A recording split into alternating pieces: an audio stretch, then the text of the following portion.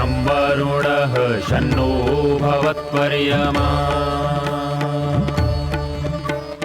शन्न इन्द्रो बृहस्पतिः शन्नो विष्णुरुक्रमः ॐ शान्ति शान्ति शान्तिः।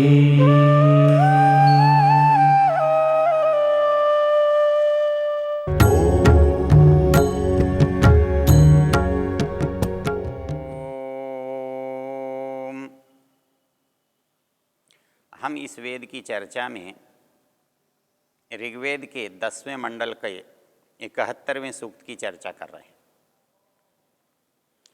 इस सूक्त के मंत्रों का ऋषि बृहस्पति है और इसका देवता ज्ञान है। जानते हैं आप, देवता का अभिप्राय होता है इस मंत्र में क्या विषय है, किस बात की चर्चा है, उसको हम देवता कहते हैं। और जो लोग इसको गहराई से जानते समझते और बताते हैं उनको हम ऋषि कहते हैं। तो इन मंत्रों का ऋषि बृहस्पति है और इन मंत्रों का देवता ज्ञान है। और आज हमारे जो चर्चा का मंत्र है वो है हृदातष्टेषु मनसो जवेषु यद ब्राह्मणा संयजन्ते सखायः अत्राहत्वं जहुर्वेद्याभि ओह ब्रह्माणो विचरन्त्युत। इसमें ज्ञान के साथ एक अद्भुत बात कही गई है। संसार में ज्ञान का क्या महत्व है? तो पहली बात ये कही है कि जो ज्ञानी है और जो अज्ञानी है संसार में, उसमें ज्ञान का महत्व है। इस बात को तो हम में से कोई भी समझ सकता है।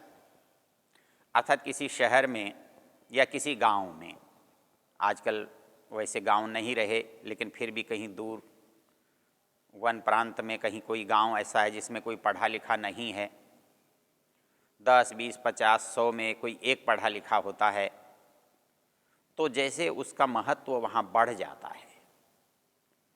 वो उन 100, 200, 500, 1000 के मुकाबले में वो एक श्रेष्ठ होता है।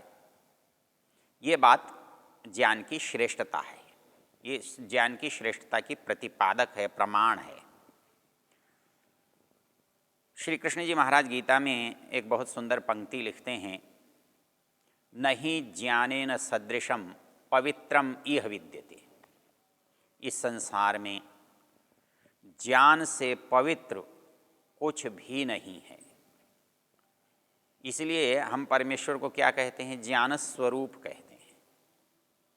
वो अत्यंत पवित्र है, अर्थात उसके ज्ञान में कोई भी कमी नहीं है। सारा ज्ञान ज्ञान के अभाव का नाम है, ज्ञान की अनुपलब्धि का नाम है, विपरीत ज्ञान का नाम है। इसलिए परमेश्वर के अंदर न ज्ञान का अभाव है, न ज्ञान की कमी है, न ज्ञान का विपरीत हो है। इसलिए वो केवल ज्ञान है और ज्ञान मात्र है। इसलिए उपनिषदकार कहता है सत्यम ज्ञानम अनंतम ब्रह्म। ब्रह्म का जो रूप है, ब्रह्म का जो स्वरूप है वो सत्य है, ज्ञान है, अनंत है। तो इसलिए परमेश्वर का ज्ञान परमेश्वर जैसा ही पवित्र है। अर्थात हम जितने अधिक ज्ञानवान होते जाते हैं, हम परमेश्वर के साथ उतने ही अधिक जुड़ते हैं या जुड़ सकते हैं, क्योंकि पवित्र से पवित्र वस्तु का संबंध बहुत सहज और स्वाभाविक होता है। तो यहाँ पर जो बात हमें समझाई गई है वो है ज्ञान की श्रेष्ठता। और वो ज्ञान की श्रेष्ठता जब हम जानते हैं तो इसको एक और पंक्ति जो इस समय मैं याद कर सकता हूँ, वो आचार्य चरक की एक पंक्ति है। आचार्य चरक अपने जो ग्रंथ है चरक संहिता, उसमें ज्ञान के जो बहुत सारे साधन उन्होंने बताए हैं, उसमें उन्होंने ज्ञान का एक विचित्र साधन ये बताया है कि भाई हम पढ़ते हैं, गुरु हमें पढ़ाता है, हम जानते देखते हैं, बहुत सारी चीज़ों से हमें ज्ञान प्राप्त होता है, लेकिन वो ये कहते हैं कि ज्ञान का जो मर्म है वो कब समझ में आता है? वो कहते हैं ज्ञान का मर्म तब समझ में आता है जब विद्वान लोग आपस में बैठकर चर्चा करते हैं। इसको आचार्य चरक ने एक दूसरी तरह से कहा है, तो उसको तद्विद्य संभाषा परिषद कहा है। अर्थात तद्विद्य अर्थ होता है उस विषय के जो विशेषज्ञ होते हैं, जानकार होते हैं, उनकी जो परिषद होती है और उसमें जो संभाषा होती है, उसमें जो संवाद होता है, उसमें जो विवेचन होता है, वो संभाषा परिषद को ज्ञान का सर्वोत्तम स्थान मानते हैं। उन्होंने एक बड़ा विचित्र तर्क दिया है। वो ये कहते हैं कि गुरु पढ़ाते हुए हर चीज़ को नहीं पढ़ाता, हर चीज़ को नहीं बताता, वो कुछ न कुछ रख लेता है, रह जाता है, छिपा हुआ होता है। लेकिन वो कहता है कि मान लो किसी गुरु को किसी संवाद में सम्मिलित होना पड़े, किसी तद्विद्य परिभाषा में भाग लेना पड़े, तो उस समय में वो अपनी कोई चीज़ बचा कर नहीं रखता। जैसे युद्ध में कोई व्यक्ति अपने हथियारों को बचा कर नहीं रखता, वैसे तो बहुत संभाल कर बचा कर सुरक्षित रखता है, लेकिन जब युद्ध की परिस्थिति आ जाती है तो मनुष्य अपने सारे हथियारों को खुलकर प्रयोग करता है, क्योंकि उसका एकमात्र उद्देश्य होता है शत्रु पर विजय पाना। तो वैसे ही जब हमारा वाक संग्राम होता है, वाग युद्ध होता है, संवाद होता है, शास्त्रार्थ होता है, तो उस शास्त्रार्थ के समय में कोई व्यक्ति अपने किसी भी ज्ञान को बचाकर छिपा कर नहीं रखता, न रख सकता। उस समय उसका जो अंतःकरण है वो विजय के लिए, वो श्रेष्ठता के लिए व्याकुल होता है। तो ऐसी स्थिति में उस श्रेष्ठता को पाने के लिए उसके पास जितने उपाय, जितने साधन, जितनी जानकारी, जितनी युक्ति, जितने तर्क, जितने प्रमाण हो सकते हैं, वो सब के सब उपस्थित करके उसे प्रसन्नता होती है। इसके लिए तद्विद्य संभाषा परिषद में आचार्य चरक कहते हैं कि ज्ञान का जो सर्वोत्तम स्थान है ग्रहण करने के लिए, पाने के लिए, जानने के लिए, वो तद्विद्य संभाषा परिषद है। आज भी वो परंपरा हम देखते हैं। आज को कहीं हम विज्ञान कांग्रेस कहते हैं, कहीं दर्शन कांग्रेस कहते हैं, कहीं कोई होता है। तो वो ज्ञान जो है वो वहाँ पर जब संवाद में बदलता है तो हमें बहुत तरह की उपलब्धि एक साथ होती है। कैसे? हम जब किसी गुरु से पढ़ते हैं तो एक गुरु से पढ़कर उसके पास जो ज्ञान है केवल हम उसे पाते हैं, लेकिन जब संभाषा परिषद में हम बात करते हैं तो वहाँ हजारों सैकड़ों लोग आकर अपनी बात कहते हैं। जो बहुत बड़े बड़े विद्वान हैं वो लोग आकर अपनी बात कहते हैं, तो हमें वो बात सुनने, जानने की जो मौका है, अवसर है, वो मिलता है जो ज्ञान पढ़ा नहीं गया, सुना नहीं गया, हमारे पास उपलब्ध नहीं है। तो मनुष्य अपने अपने स्तर पर उसने बहुत सारे ग्रंथों का अवलोकन किया होता है, बहुत सारी चीज़ों का परीक्षण किया होता है, बहुतों की चर्चा को सुना हुआ होता है, उसके पास अपनी तरह का एक ज्ञान का संग्रह होता है। जब वो दूसरे व्यक्ति के साथ चर्चा करता है तो उसकी जो वो समस्त सामग्री है हमें बहुत अनायास रूप में प्राप्त हो जाती है, हमें बिना पूछे प्राप्त हो जाती है। तो इसलिए आचार्य चरक कहते हैं कि किसी भी मनुष्य को यदि ज्ञान के प्रति कुछ इच्छा है तो उसे तद्विद्य संभाषा परिषदों में भाग लेना चाहिए। अर्थात उस विषय के जो विशेष जानकार हैं उनके साथ बैठने से, उनकी बातें सुनने से, उनके परस्पर के संवाद सुनने से हमें ज्ञान होता है। दूसरी सबसे बड़ी बात इसमें क्या होती है कि अलग अलग तरह से, अलग अलग शास्त्रों के बिना हमारा ज्ञान पूर्ण नहीं होता। आचार्य सुश्रुत एक जगह कहते हैं, एकम शास्त्रमधीयानः न विद्यात् शास्त्र निश्चयम तस्मात् बहुश्रुत शास्त्रम विजानीयात् चिकित्सक। वहाँ चिकित्सक के लिए उन्होंने कहा है कि अपने ही एक ग्रंथ को पढ़ करके सारी योग्यताओं को प्राप्त नहीं किया जा सकता, इसलिए जहाँ अपने ग्रंथों को भी पढ़ना चाहिए वहाँ जो परस्पर उससे विपरीत है, दूसरे हैं, भिन्न है, उनको भी पढ़ना चाहिए। आचार्य हमारे भर्तृहरि ने अपने वाक्यपदीयम में इस बात को कहते हुए लिखा है, कियम वा शक्यमुन्नेतुम स्वपथम अनुधावता। केवल एक आदमी अपने ही रास्ते को जानता है और दूसरे के रास्ते का महत्व बाधा पता नहीं है, तो वो अपने रास्ते को अच्छी तरह से जान नहीं सकता, समझ नहीं सकता। इसलिए जो व्यक्ति कुछ कह सकता है वो वही व्यक्ति अच्छी तरह कह सकता है जो अपने शास्त्र के साथ साथ दूसरे शास्त्र को भी जानता हो, विरोधी शास्त्र को भी जानता हो। तो कियम वा शक्यमुन्नेतुम स्वपथम अनुधावता, केवल अपनी ही बात समझना, अपनी ही बात सुनना, अपनी ही बात करना, इतने से मनुष्य कितनी सफलता प्राप्त कर सकता है। वो कहते हैं नहीं, ये पर्याप्त नहीं है, इसके लिए हमें दूसरे लोगों की बात भी, दूसरे विषयों की बात भी, दूसरे शास्त्रों की बात भी सुननी समझनी चाहिए। तो हमारे ज्ञान में स्पष्टता आती है, हमारे ज्ञान में जो उच्चता है, जो श्रेष्ठता है, वो प्राप्त होती है। आचार्य चरक इसके लिए बहुत सुंदर एक बात लिखते हैं। वो लिखते हैं ये सारा संसार ज्ञान का साधन है। संसार में कुछ भी ऐसा नहीं है जिसमें से आपको कोई जानकारी न मिलती हो, जिनके अंदर से कुछ आपको उपलब्धि ना होती हो, कोई प्राप्ति ना होती हो। मैंने आपको पहले बताया है, इस संसार में जितना विज्ञान है, जितना आविष्कार है, जितनी खोज है, उसमें कुछ भी नया नहीं है।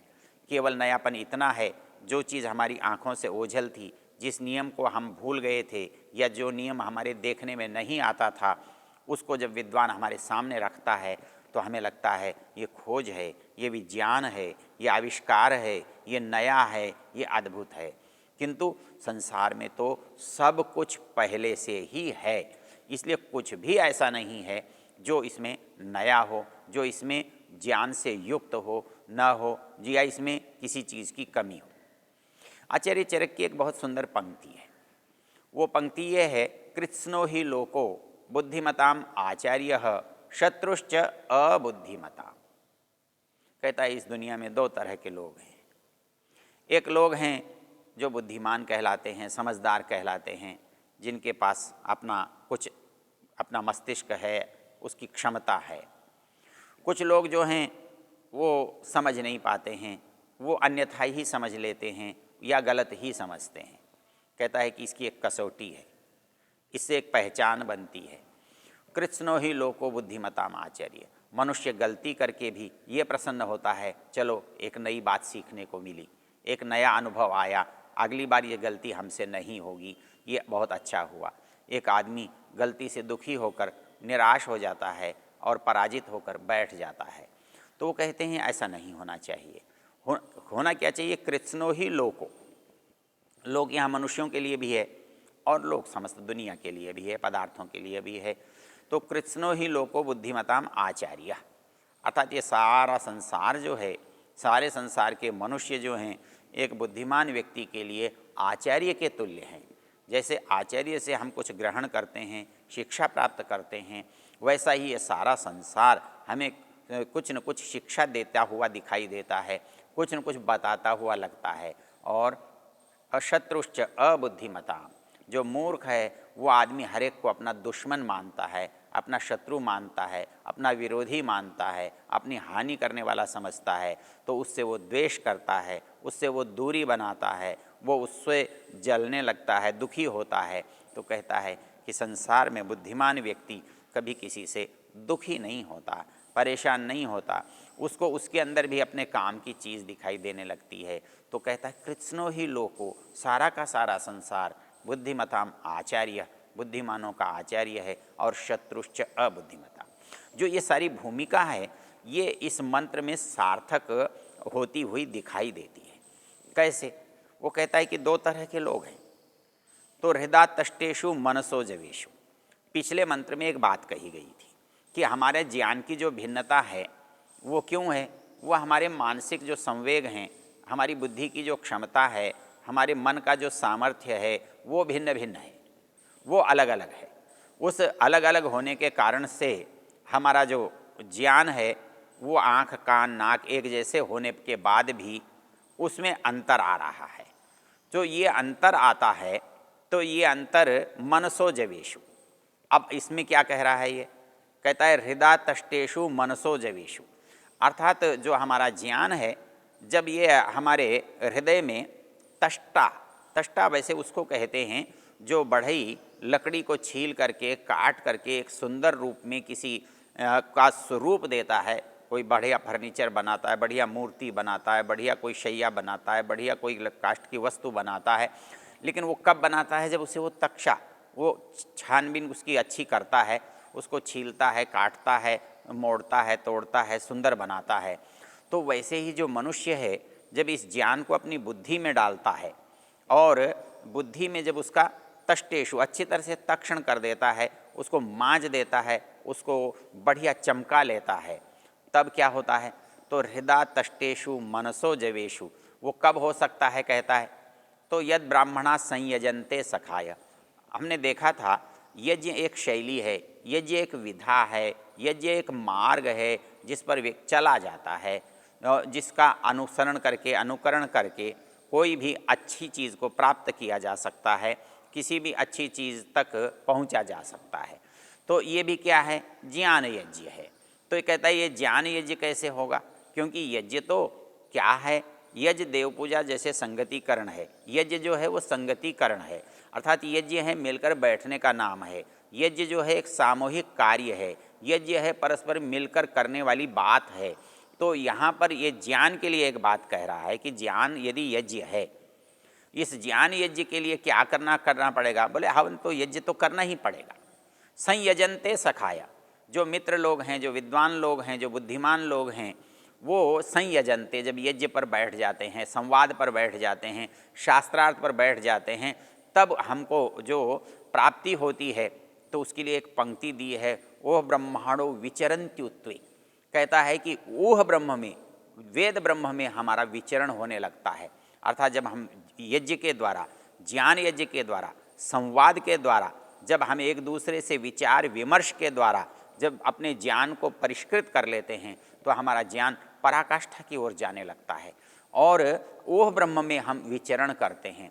वो हमारा ओह ब्रह्म जो है वो साक्षात ज्ञान, जो हमारे परमेश्वर प्रदत्त ज्ञान है, जो वेद का ज्ञान है, वो हमारे सामने आने लगता है। यहाँ एक और बात कही है, हृदय तष्टेषु मनसो जवेषु यद ब्राह्मणा संयजन्ते सखाया अत्राहत्वम विजहुर्वेद्यादि। कहता है यहाँ जा कर के ये संसार के जो सारे लोग हैं ना, वो दो भागों में बढ़ जाते हैं। कैसे बढ़ जाते हैं? एक तो जो इसको समझ पाते हैं और एक जिसको समझने में असमर्थ रहते हैं। जो समझने में असमर्थ रहते हैं बोले वो उनसे भिन्न हो जाते हैं, उनसे अलग हो जाते हैं, वो उनसे परे हट जाते हैं। तो इस संसार में ज्ञानवान लोग और इस संसार में न जानने वाले लोग, ये दो भागों में विभक्त हैं। चर्चा कौन कर सकता है? आपस में संवाद कौन कर सकता है? एक दूसरे के ज्ञान को ग्रहण कौन कर सकता है? तो कहता है कि जो मनोजवेशु, जो मानसिक दृष्टि से उन्होंने प्राप्त तो किया है अपने सामर्थ्य से, लेकिन हृदय तष्टेषु, जिन्होंने ज्ञान का मनन चिंतन किया है, जैसा मैंने आपको पीछे बताया था कि श्रवण, मनन, निदिध्यासन और साक्षात्कार से के बिना कोई ज्ञान संपूर्ण नहीं होता, उपयोग में नहीं आता है। इसलिए इस मंत्र में जो चर्चा की गई है वो दो भागों को अलग अलग बांटते हुए कि आपने यदि ज्ञान प्राप्त किया है तो उसको करना क्या है।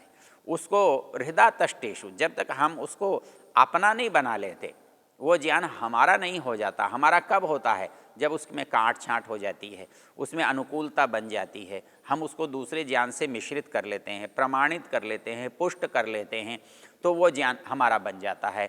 तो इस तरह से एक मंत्र कह रहा है कि ये ज्ञान रूप यज्ञ यदि आप करेंगे तो आपका ज्ञान स्पष्ट भी होगा, सुंदर भी होगा और उपयोगी भी होगा।